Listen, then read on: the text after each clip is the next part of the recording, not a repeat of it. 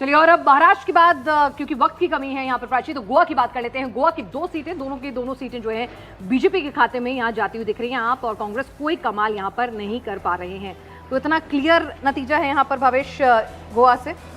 देखिए, गोवा को लेके शुरू से ही रहा है कि जो नॉर्थ गोवा में बीजेपी का अच्छा खासा दबदबा है। साउथ गोवा को लेके एक रहता है कि वहाँ पे एक ऑल्टरनेट रहता है, कभी कांग्रेस, एक बार कांग्रेस जीती है, दूसरी बार बीजेपी जीती है, इस तरह का। 2014 में वहाँ पे बीजेपी जीती थी, 2019 में उसको कांग्रेस उस सीटें झटक ली थी। इस बार बीजेपी ने साउथ गोवा में बहुत अच्छा कैंडिडेट दिया। दूसरी तरफ आप देखेंगे विधानसभा चुनाव के बाद कांग्रेस वहाँ और ज़्यादा कमज़ोर हुई।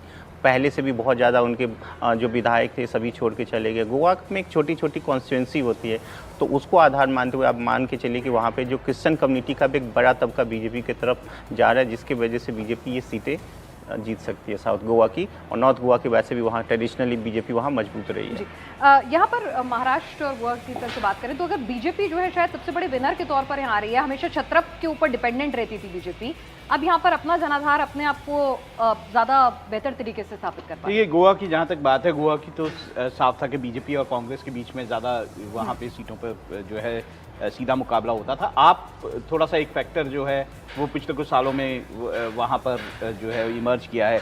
आप और कांग्रेस मेरे हिसाब से मिल के चुनाव लड़ रहे हैं वहाँ पर जो भी है। और दूसरा, भावेश ने बता ही दिया कौन सी सीट पे क्या करना है।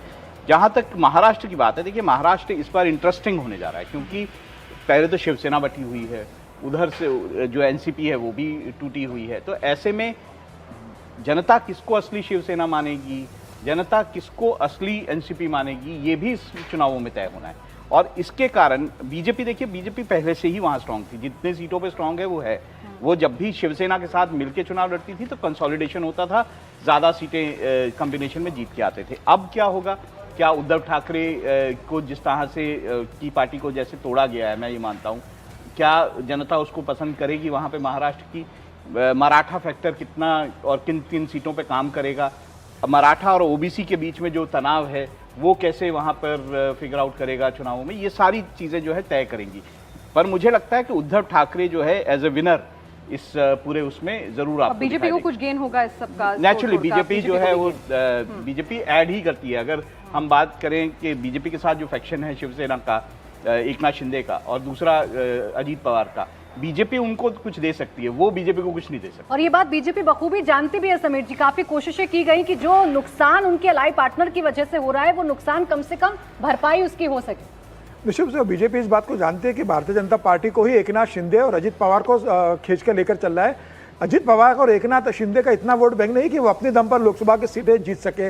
भारतीय जनता पार्टी इस बात को जानती है और इसलिए भारतीय जनता पार्टी ज़्यादा सीटों पे लग रही है। अब देखिए, एकनाथ शिंदे के साथ 12 सांसद आ गए थे, लेकिन उनको इतनी सीटें देने के लिए भारतीय जनता पार्टी तैयार नहीं है। अजीत पवार 8 सीटें मांग रहे थे, भारतीय जनता पार्टी ने कहा कि आपके पास उम्मीदवार नहीं इतने जीतने के लिए।